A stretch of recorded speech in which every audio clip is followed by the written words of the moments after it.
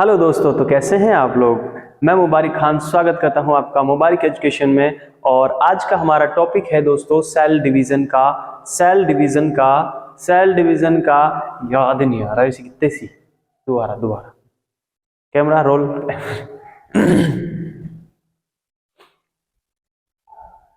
Hello दोस्तों, तो कैसे हैं आप लोग। उम्मीद करता हूं आप सभी मस्त होंगे, स्वस्थ होंगे और जबरदस्त होंगे।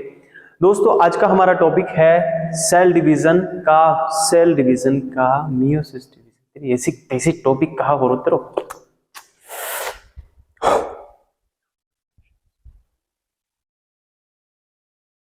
हेलो दोस्तों, तो कैसे हैं आप लोग।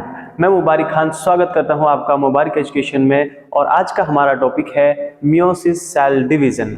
जी हाँ दोस्तों, हमारा टॉपिक चल रहा है सेल डिवीजन। और सेल डिवीजन में हमने पढ़ा था कि भाई सेल डिवीजन जो होता है वो दो प्रकार का होता है। एक होता है मियोसिस सेल डिवीजन, एक होता है माइटोसिस सेल डिवीजन।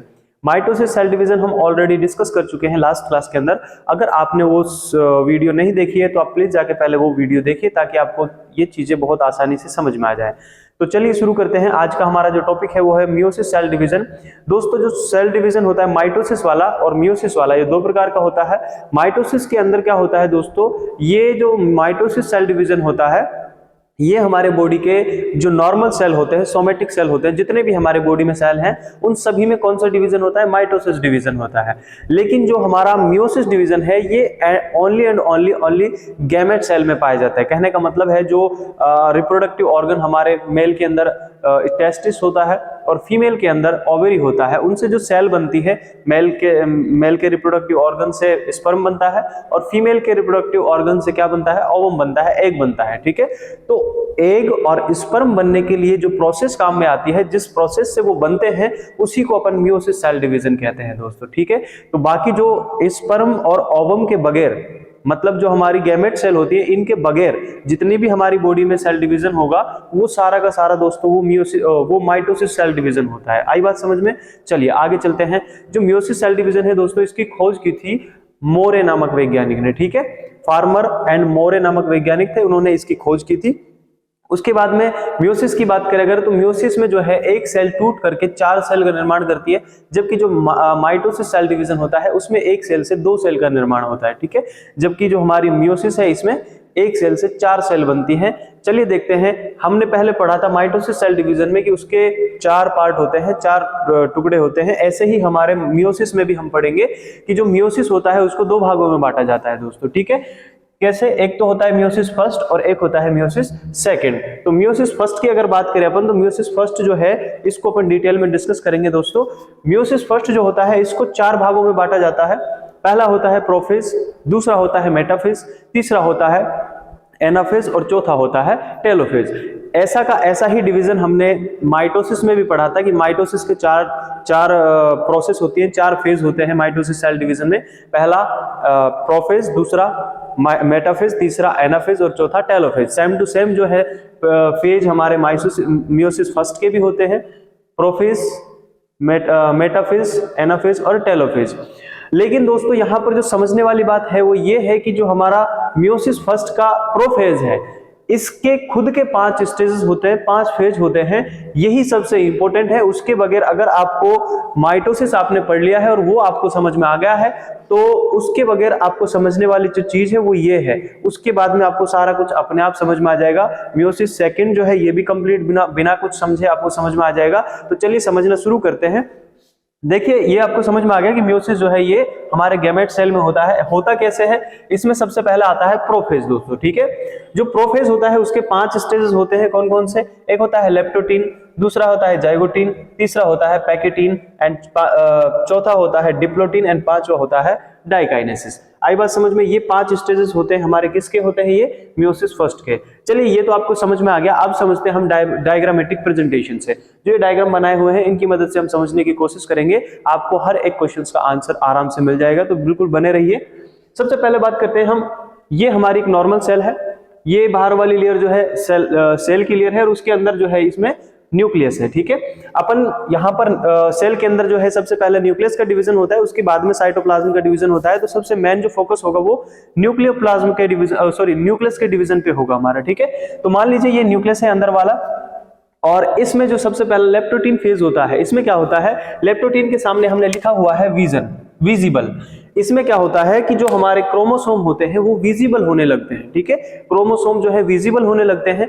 और इसके चारों ओर जो हमारा न्यूक्लियस होता है दोस्तों, इस न्यूक्लियस की जो न्यूक्लियर मेम्ब्रेन है, बाहर वाली जो मेम्ब्रेन है, ये डिसअपियर होने लगती है। जो न्यूक्लियर मेम्ब्रेन है ना, ये धीरे धीरे जो है गायब होने लगती है और गायब हो जाती है। और जो न्यूक्लियस के अंदर न्यूक्लियोलस होता है वो भी एकदम से गायब हो जाता है, ठीक है।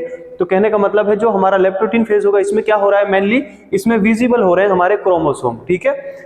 उसके बाद में आता है जाइगोटीन। जाइगोटीन में क्या होता है दोस्तों, जाइगोटीन का मतलब होता है फ्यूजन, पास पास आना, ठीक है। तो इसमें क्या होगा, जो हमारे क्रोमोसोम है, होमोलोगस क्रोमोसोम, एक जैसे जो क्रोमोसोम होंगे, इसमें बहुत सारे क्रोमोसोम होते हैं, ठीक है। तो ये अपने अपने जोड़े को पहचान करके वो आपस में जुड़ने की कोशिश करते हैं और पास पास आने लगते हैं, ठीक है। इसमें क्या होगा, जो आप एक जैसे क्रोमोसोम होंगे, ऐसे होता है ना, मान लो बहुत सारे क्लास में बच्चे होते हैं, ठीक है। अब क्लास में बच्चे आते हैं तो टीचर बोलता है कि जाओ सब जाके बैठ जाओ, तो ऐसे ही थोड़ी बैठ जाते हैं कि कहीं भी कोई भी बैठ गया। सारे बच्चे अपने दोस्त को ढूंढते कि नहीं, मुझे तो अपने दोस्त के पास ही बैठना है, चाहे उसका दोस्त हो कलवा, लेकिन बैठेगा उसी के पास। तो यही चीज होती है कि भैया जो क्रोमोसोम होते हैं वो अपने साथी को ढूंढते हैं और उसके पास में चिपकने की कोशिश करते हैं। इस फेज को कहते हैं अपन जाइगोटीन। क्या कहते हैं, जाइगोटीन। उसके बाद में आता है हमारा अगला स्टेज आता है पैकेटीन, ठीक है। पैकेटीन में क्या होता है दोस्तों, पैकेटीन में ये क्रॉसिंग ओवर होता है। क्या होता है, क्रॉसिंग ओवर। देखो इधर लिखा हुआ है पैकेटीन के अंदर क्या होता है, क्रॉसिंग ओवर होता है। मतलब ये है कि जैसे मान लो पास पास आ गए, ठीक है।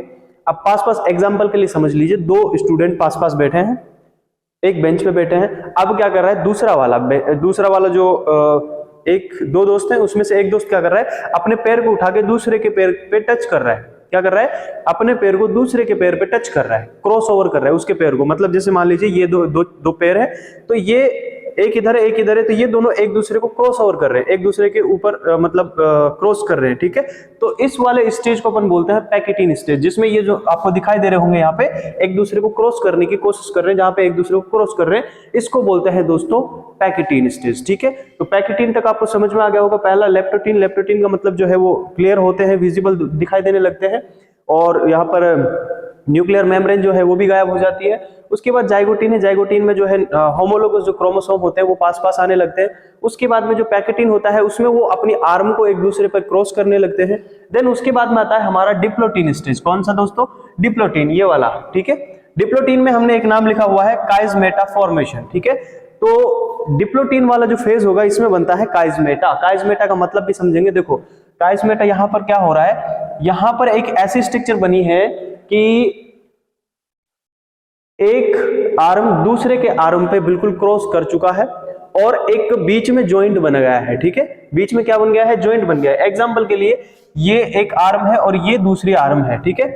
तो ये दोनों आर्म जहां पे मिल रही है, इस वाले पॉइंट को अपन बोलते हैं काइजमेटा। क्या बोलते हैं दोस्तों, काइजमेटा बोलते हैं। उसके साथ में ही आप एक चीज और नोट करेंगे, यहाँ पे गौर करेंगे कि जो यहाँ पर इस वाले पैर का आर्म था, इस वाले क्रोमोसोम का जो आर्म था, कहने का मतलब ये वाला क्रोमोसोम आपको दिखाई दे रहा होगा, मैंने डिफरेंस बनाए हुए हैं। ये व्हाइट कलर का बनाया हुआ है। अब मेरे पास एक ही पेन था इसलिए मैंने उसमें कलर ज्यादा नहीं डाला है, इसको डार्क कर दिया है, ठीक है। तो यहाँ पे देख रहे हैं आप कि ये वाला जो क्रोमोसोम है व्हाइट कलर का है, लेकिन इसका आर्म पीछे से कैसा हो गया, ब्लैक हो गया। कहने का मतलब इसका कंटेंट इसमें ट्रांसफर हो गया है। ये टूट करके इसका जो टांग है ना वो तो इसमें लग गया है और इस वाले क्रोमोसोम का टांग इस वाले क्रोमोसोम में लग गया है। कहने का मतलब देखो ये एक क्रोमोसोम है, ये दूसरा क्रोमोसोम है, ठीक है। इसका जो टांग है ना इसको काट के इधर दोनों के टांग काट दिए, इस वाले का टांग तो इसमें जोड़ दिया और इस वाले से जो लिया था उसको इसमें जोड़ दिया, ठीक है। तो इस तरह से इनकी जो टांग है ना वो एक्सचेंज कर दी है, ठीक है। आई बात समझ में। तो ये काम हो गया किसमें, डिप्लोटीन में। उसके बाद में जो है आपको दिखाई दे रहा होगा अगला फेज आता है हमारा डाइकाइनेसिस। कौन सा आता है, डाइकाइनेसिस। अच्छा दोस्तों, जो डिप्लोटीन है ना इसके अंदर ये जो चेंज हुआ है इसका काम क्या है, क्यों हुआ ये चेंज। इसका मतलब ये है कि जो ये दो क्रोमोसोम है ये दोनों अलग अलग क्रोमोसोम होते हैं। तो ये क्या करते हैं कि ये अपने जेनेटिक कंटेंट को एक दूसरे में ट्रांसफर कर देते हैं, ठीक है। इसने जो व्हाइट वाला क्रोमोसोम है इसने इसको दे दिया अपना जेनेटिक कंटेंट और इस डार्क वाले ने इसको दे दिया जेनेटिक कंटेंट। तो इस तरह से दोनों ने जेनेटिक कंटेंट को ट्रांसफर किया था, ठीक है। उसके बाद में नेक्स्ट आता है डाइकाइनेसिस। डाइकाइनेसिस का मतलब होता है दोस्तों यहाँ पर है टर्मिनेशन ऑफ काइजमेटा, मतलब जो काइजमेटा बना था उसका टर्मिनेशन हो जाएगा, वो खत्म हो जाएगा। अब देखिए, अब यहाँ पे देख सकते हैं कि जो यहाँ पे ये दोनों एक दूसरे के ऊपर क्रॉस ओवर कर रहे थे, काइजमेटा बनाया था इन्होंने, अब वो अलग अलग हो गए हैं। ठीक है, देखो इधर वो दूर दूर चला गया कि भैया अब हमारा काम हो गया, अब हम जा रहे हैं। तो इस तरह से जो है डाइकाइनेसिस हो जाता है इनका, और ये दूर दूर चले जाते हैं।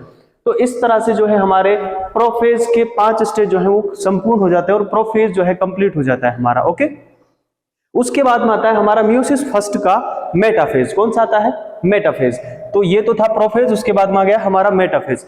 मेटाफेज में क्या होता है दोस्तों, जो जितने भी हमारे क्रोमोसोम होते हैं वो आते हैं सेंटर पर आकर इकट्ठे हो जाते हैं और लाइन अप हो जाते हैं कि भैया तुम्हें इधर जाना है, हमें इधर जाना है, ऐसे करके वो पहले से तैयार होते हैं। ओके, जैसे यहाँ पर आप देख पा रहे हैं कि एक लाइनिंग फॉर्मेशन हो जाती है कि बिल्कुल लाइनिंग में ऐसे आ गए हैं, वो सेटल हो गए हैं। और यहाँ पर क्या होता है कि जो हमारे इधर ये जो प्रोफेज है, इसी में हमारे जो सेंट्रोसोम है, ये सेंट्रोसोम है दोस्तों, इधर भी है इधर भी है ना, तो इसमें ही चले जाते हैं, फॉर्मेशन होने लग जाता है। मतलब जो हमारे इसमें साइटोप्लाज्म में थे, ये दोनों दो ध्रुवों पर, विपरीत ध्रुवों पर चले जाते हैं। जैसे कि आप यहाँ पर देख पा रहे हैं कि एक इधर है तो दूसरा सेंट्रोसोम इधर है। ठीक है, तो ये दोनों इधर चले जाते हैं। आप हमने जो है साइटोप्लाज्म के अंदर जब हम सेल पढ़ रहे थे, उसमें सेंट्रोसोम को पढ़ा था कि सेंट्रोसोम क्या करता है। तो हमने पढ़ा था कि जो सेंट्रोसोम होता है वो दोस्तों, सेंट्रोसोम सेल डिवीजन में हेल्प करता है। और हमने ये भी पढ़ा था कि जिस कोशिका के अंदर सेंट्रोसोम नहीं पाया जाता है उसमें सेल डिवीजन नहीं हो सकता। उसका हमने एग्जांपल भी पढ़ा था कि न्यूरॉन के अंदर ये सेंट्रोसोम नहीं पाया जाता, इसलिए इसमें सेल डिवीजन नहीं होता है। तो यहां पर अब आप देखेंगे कि सेंट्रोसोम किस तरह से काम करता है और किस तरह से सेल डिवीजन में हेल्प करता है। देखो, तो मेटाफेज में क्या हो गया, ये लाइनअप हो गए हैं। अभी तक जो हमारे क्रोमोसोम है वो हाफ नहीं हुए हैं। हमने पढ़ा है कि जो मियोसिस सेल डिवीजन है, इसके अंदर 4 सेल डॉटर सेल बनेंगी। तो 4 जो डॉटर सेल होंगे उनके क्रोमोसोम में भी परिवर्तन आएगा। जैसे टोटल नंबर ऑफ क्रोमोसोम की बात करें तो एक नॉर्मल सेल में 46 क्रोमोसोम होते हैं, और हमारी जो माइटोसिस डिवीजन होता है उसकी जो डॉटर सेल बनेंगी उनमें क्रोमोसोम में कोई परिवर्तन नहीं होता है, उनमें 46 ही जाते हैं। लेकिन मियोसिस की बात करें तो मियोसिस में जब 4 सेल बनेंगी तो उनके क्रोमोसोम के नंबर हाफ हो जाएंगे। ठीक है, अब क्या होगा, मेटाफेज है, इसमें सारे के सारे क्रोमोसोम बीच में है। लेकिन उसके बाद में जब एनाफेज आएगा तो एनाफेज में क्या होगा, ये हमारा सेंट्रोसोम है, इसने क्या किया था, स्पिंडल फाइबर निकाले हैं, मतलब कुछ धागे जैसी संरचना निकाली है और क्रोमोसोम को आपस में पकड़ लिया है, बांध लिया है। ठीक है, इस वाले क्रोमोसोम ने भी आधे क्रोमोसोम को पकड़ लिया, और इधर से ये जो क्रोमोसोम है इस वाले ने भी ये वाला जो सेंट्रोसोम है इस वाले ने भी क्रोमोसोम को पकड़ लिया है। ठीक है, जैसे धागे जैसे निकाल दिए, इन धागों को बोल दिया स्पिंडल फाइबर, तो पकड़ लिया है। अब एनाफेज में क्या होगा, ये जो क्रोमोसोम इन्होंने पकड़े हैं ना, उनको पास पास खींचने लगेंगे। ठीक है, तो एनाफेज में क्या होगा, क्रोमोसोम पास पास में खींचेंगे और विपरीत ध्रुवों की ओर जो है चले जाएंगे। आई बात समझ में, ये हो जाता है एनाफेज के अंदर। उसके बाद में आता है दोस्तों टेलोफेज। टेलोफेज में क्या होता है कि टेलोफेज में जो ये विपरीत ध्रुवों की तरफ गए हैं हमारे क्रोमोसोम, ये जाने के बाद में हमारे सेंट्रोसोम के पास में जाके इकट्ठे हो जाते हैं, और इकट्ठे होने के बाद में एकत्रित होके ये क्या होता है, उनके चारों तरफ फिर क्या होने लग जाता है, वो जो न्यूक्लियर मेम्ब्रेन गायब हुई थी वो दोबारा से अपीयर होने लगती है, और जो न्यूक्लियर लस गायब हुआ था वो भी दोबारा से अंदर आने लगता है। तो इस तरीके से जो हमारा न्यूक्लियस होता है वो कंप्लीटली डिवाइड हो जाता है, और एक न्यूक्लियस से हमारे 2 डॉटर न्यूक्लियस बनकर तैयार हो जाते हैं। जैसा कि आप इस चित्र में देख सकते हैं कि एक न्यूक्लियस इधर बन गया, एक न्यूक्लियस इधर बन गया। लेकिन फिर भी आप एक चीज देख पा रहे होंगे कि यहाँ पर सेल कंप्लीटली डिवाइड नहीं हुई है, मतलब सेल का साइटोप्लाज्म डिवाइड नहीं हुआ है, 2 न्यूक्लियस तो तैयार हो गए हैं। अब टेलोफेज के बाद में जो है आगे प्रोसेस होगी, और आगे जो प्रोसेस होगी उसको कहते हैं साइटोकाइनेसिस। ठीक है, साइटोकाइनेसिस में क्या होगा दोस्तों, जो हमारी सेल होती है वो अपनी एक प्रक्रिया से ये जो साइटोप्लाज्म होता है इसका भी डिवीजन कर लेती है, और एक सेल से कंप्लीटली 2 डॉटर सेल यहां पर बन जाती है। ये होता है हमारा कंप्लीट मियोसिस फर्स्ट। यहां तक आपको मियोसिस फर्स्ट समझना है। मियोसिस फर्स्ट जो है यहां तक प्रोसेस होता है, जिससे हमारी मियोसिस फर्स्ट में जो है 2 सेल का निर्माण हो चुका है, और ये जो 2 सेल हैं इनके अंदर आधे आधे क्रोमोसोम है। जैसे कि आप देख पा रहे हैं यहाँ पर क्रोमोसोम की संख्या ज्यादा है, यहाँ पर वही क्रोमोसोम की संख्या आधी आधी हो चुकी है। कहने का मतलब यहाँ पर जो संख्या है क्रोमोसोम की वो हाफ हो चुकी है। अब हाफ हो चुकी है, जितनी भी है, मान लीजिए जैसे टोटल क्रोमोसोम का नंबर जो है वो कितना है, 46 है। उनमें से यहाँ पर कितने कितने आ चुके हैं दोस्तों, इसमें भी 23 आ गए हैं और इसमें भी 23 आ गए हैं। ठीक है, अब यहाँ के इसके बाद में क्या स्टार्ट होगा दोस्तों, अब स्टार्ट होगा हमारा मियोसिस सेकंड। मियोसिस सेकंड के ऊपर आप एक लाइन देख रहे हैं कि सेम एज माइटोसिस, कहने का मतलब है कि जो मियोसिस सेकंड है ना, उसका जो प्रोसेस होता है वो सेम टू सेम जैसा हमारा माइटोसिस पढ़ा था हमने उसके जैसा ही होता है, एग्जैक्ट ऐसा ही होता है, उसमें कोई परिवर्तन नहीं होता है।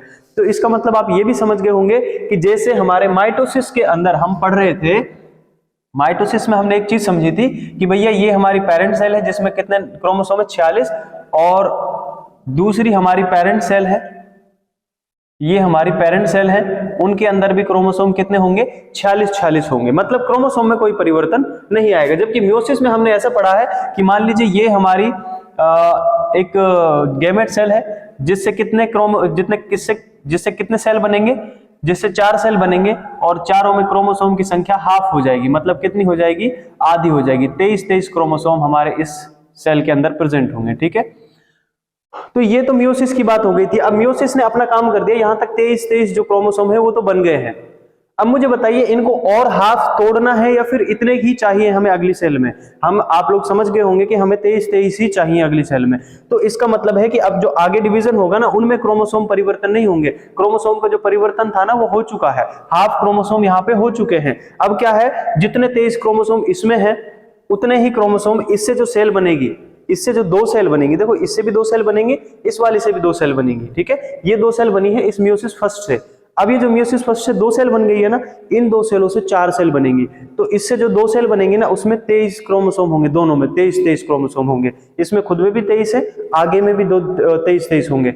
इससे जो 2 बनेंगे उनमें भी 23 क्रोमोसोम होंगे। इसलिए ही हमने कहा जैसे इधर 46 क्रोमोसोम पेरेंट सेल में है और डॉटर सेल में भी 40 है, ऐसे यहाँ पर पेरेंट सेल में 23 क्रोमोसोम है और आगे जो बनेंगे डॉटर सेल उनमें भी 23 ही रहेंगे। इसीलिए कहा कि ये दोनों जो डिवीजन है वो एग्जैक्ट सेम है, इनमें कोई परिवर्तन नहीं है। तो देखते हैं सबसे पहले क्या होता है कि मियोसिस सेकंड का जो है, मियोसिस सेकंड की अगर बात करते हैं तो इसमें भी कितने फेजेस होते हैं, इसको भी कितने फेजेस में डिवाइड किया है, 4 फेजेस में डिवाइड किया गया है। कौन से फेजेस हैं दोस्तों?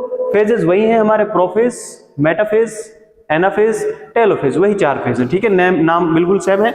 जैसा कि आप देख सकते हैं कि हमारा जो प्रोफेज है इसकी अगर बात करें तो इसमें क्या होता है, इस प्रोफेज में वही काम होगा जैसे कि सबसे पहले क्या होगा, क्रोमोसोम पतले होकर कुंडलित होकर हमें एकदम सामने क्लियर दिखाई देने लगेंगे और यहाँ पे जो न्यूक्लियर मेम्ब्रेन है वो गायब होने लग जाती है, जो न्यूक्लियोलस होता है वो भी गायब हो जाता है।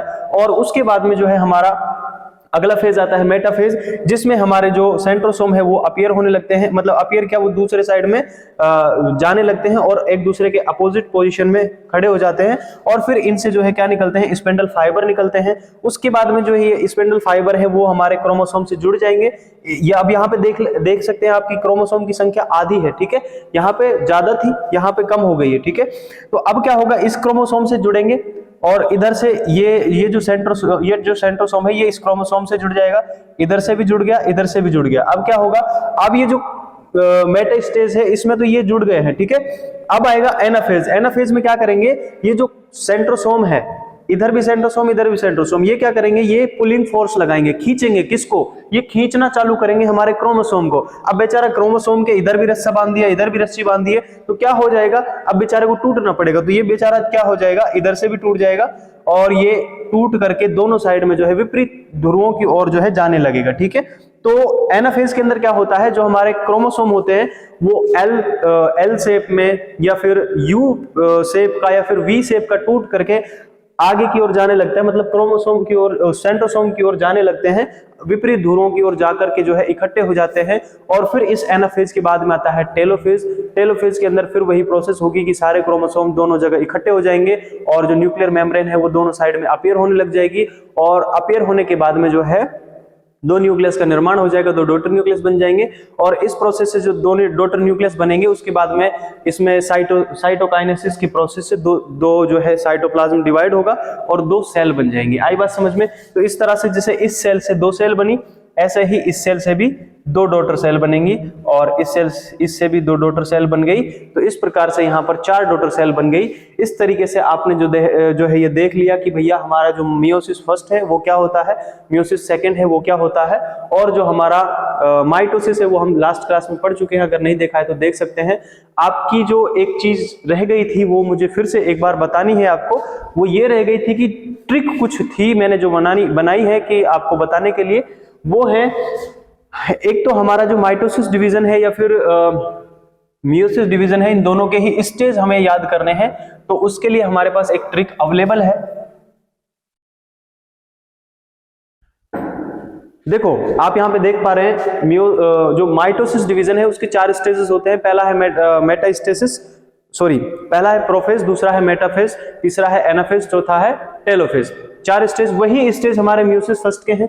पहला है प्रोफेज, दूसरा है मेटाफेज, तीसरा है एनाफेज, चौथा है टेलोफेज। ऐसा ही हमारा मियोसिस सेकंड का भी है। पहला है प्रोफेज, दूसरा है मेटाफेज, तीसरा है एनाफेज, चौथा है टेलोफेज। इसी तरीके से तीनों के हमारे जो तीनों डिवीजन है, इन तीनों के जो स्टेजेस हैं वो तो सेम है।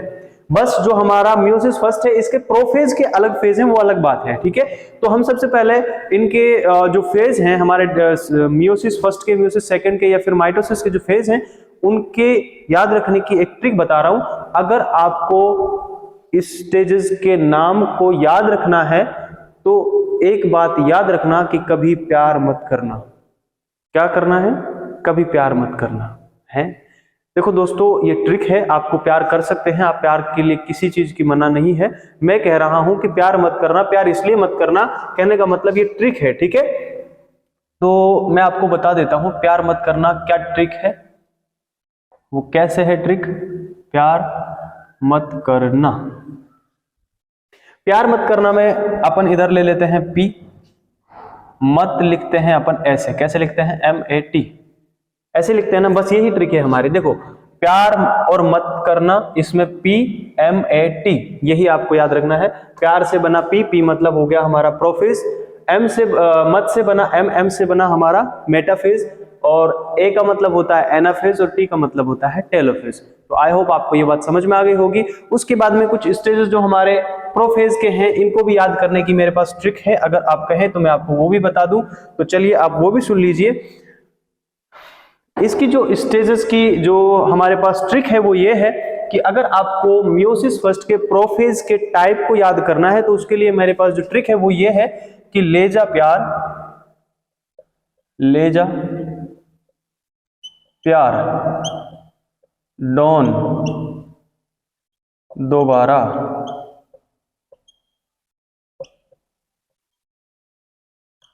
नहीं देता। कि भाई ले जा प्यार, डॉन दोबारा नहीं देता। कैसे है इसकी ये ट्रिक? तो दोस्तों देखो, ले जा का मतलब ले एल से बनता है, ले से बनता है एल, तो इसका मतलब है लेप्टोटीन। जा से बना जाइगोटीन, प्यार से बना पैकेटीन, डॉन से बना डिप्लोटीन, और दोबारा में डी आता है तो इससे बना डाइकाइनेसिस। आई होप ये भी ट्रिक आपको याद हो गई होगी, या फिर ये आपके इस फेजेस को याद करने में आपकी हेल्प करेगी। तो अगर आपको अच्छी लगी है ये ट्रिक तो शेयर करें, और ये वीडियो अगर आपको अच्छी लगी है तो अपने दोस्तों के साथ भी शेयर करें, एंड ऐसे ही सपोर्ट करते रहें। इस वीडियो को यहाँ तक देखने के लिए बहुत बहुत धन्यवाद। चलिए मिलते हैं नेक्स्ट वीडियो में, तब तक के लिए बाय बाय।